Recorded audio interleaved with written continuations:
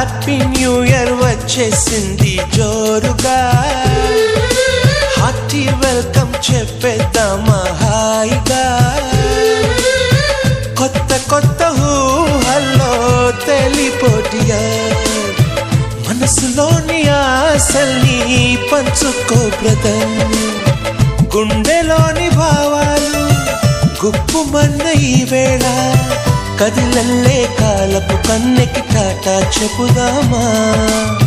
జనవరితో అడుగులు వేస్తూ ముందుకి పోదామా.